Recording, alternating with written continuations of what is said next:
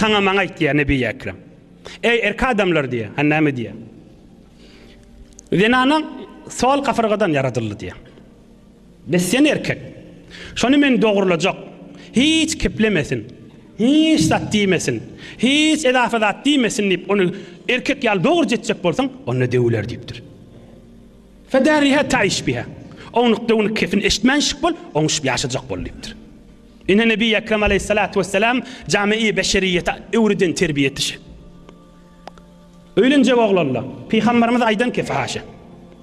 Enatalara öwretsin oğullarına öylenmeke.